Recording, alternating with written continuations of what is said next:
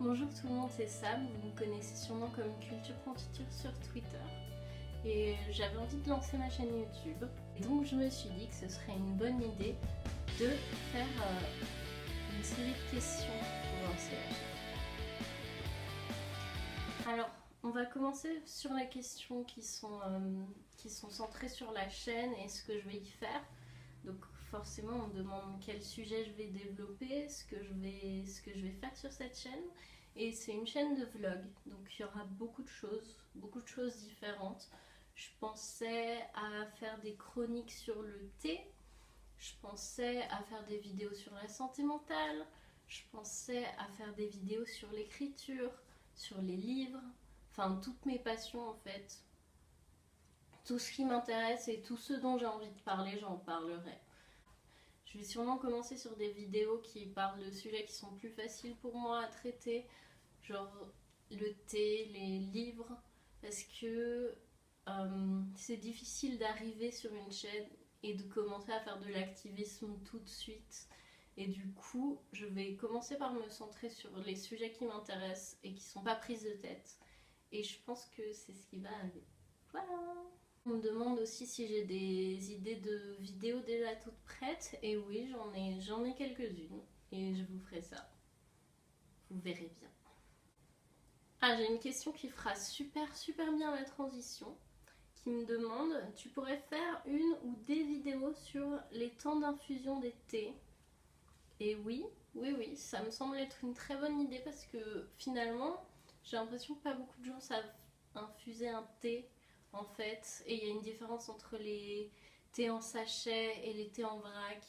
Parce que les thés en sachet, c'est souvent coupé en tellement de tout petits morceaux qu'on s'en fiche. Elles sont déjà embouillies vos feuilles. Vous allez rien pouvoir faire pire en infusant trop fort. Bref, on en parlera. Et donc là, j'ai des questions sur le thé. Je vais me faire un plaisir, je vous le dis. Quels sont tes thés noirs préférés? Ben, j'aime l'Earl Grey, c'est mon grand préféré. J'ai toujours aimé l'Earl Grey, ça me... Enfin, je sais pas, j'aime l'Earl Grey. J'aime la bergamote, donc j'aime l'Earl Grey. Est-ce que j'ai une marque de thé préférée? Alors oui, c'est David's Tea, c'est une marque canadienne. On la trouve pas du tout en France. Ils exportent pas en Europe, donc je ne peux pas en trouver et je suis triste. Et c'est une des raisons pour lesquelles je veux aller au Canada.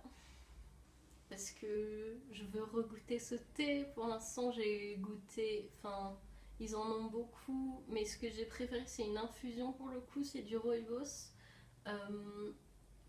Et c'est du rooibos au sirop d'érable. C'est tellement bon.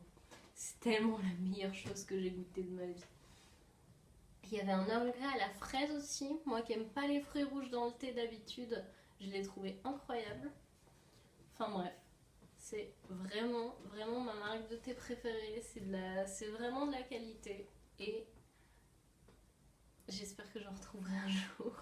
Je pense, mais j'aimerais vraiment bien en avoir. Quand est-ce que le thé est devenu une passion pour toi et tu buvais quoi à l'époque? Je pense que ça a commencé quand j'étais en terminale. La première fois que j'ai vraiment été en contact avec du thé en vrac et des gens qui buvaient du thé en vrac. Et mon premier thé à l'époque, celui que je buvais beaucoup, c'était du Kousmi. C'était un thé noir aux épices et au chocolat. Et c'est un thé qui est un peu décevant en fait pour moi. Parce qu'il sent tellement bon, il sent les épices et le chocolat et tu t'attends à trouver ça vraiment en le buvant. Et en buvant, il est vachement fade pour moi. Et donc non, je vote contre ce thé finalement. J'étais déçue. As-tu des salons de thé que tu recommandes? Pourquoi? Alors pas vraiment. À Paris, le seul qui me vient à l'esprit, c'est la recyclerie. J'habite plus à Paris, mais quand j'y étais, c'était là que j'allais parce que c'est des blends de thé originaux et t'as une théière assez conséquente pour 3 euros. Et franchement, c'est rare à Paris de pas avoir juste un sachet Lipton pour 4,50 € avec une espèce de mini théière et tu dois te débrouiller avec ça et tu payes tes tranches de citron en plus. Enfin, moi, Paris, je ne comprends pas cette ville. Je ne vous comprends pas. Je suis contente de ne plus habiter là-bas. Mais bref, oui, il y a la recyclerie à Paris. À Lyon, j'ai essayé d'aller à chacun sa tasse une fois, mais c'était blindé et du coup, j'ai pas pu entrer. Donc, je ne peux pas vous dire. Mais en tout cas, c'est genre super recommandé par le Petit Paumé et c'est assez réputé. Donc, j'imagine que c'est bien. Mais je peux pas vous dire personnellement parce que j'y suis pas allée. Voilà. Personnellement, je préfère boire du thé chez moi de toute façon. Mais quand je suis avec un ami et qu'on sort et qu'il faut trouver un endroit où avoir des discussions profondes et importantes sur le sens de la vie, et ben la recyclerie c'était bien. Voilà. Enfin, on m'a posé les questions sur l'autodiagnostic aussi, mais ça je vais faire une vidéo entière pour en parler. Donc, vous verrez. Bon, ben, j'étais contente de parler avec vous. À bientôt. On se revoit. Oui alors, bonus. Bonus.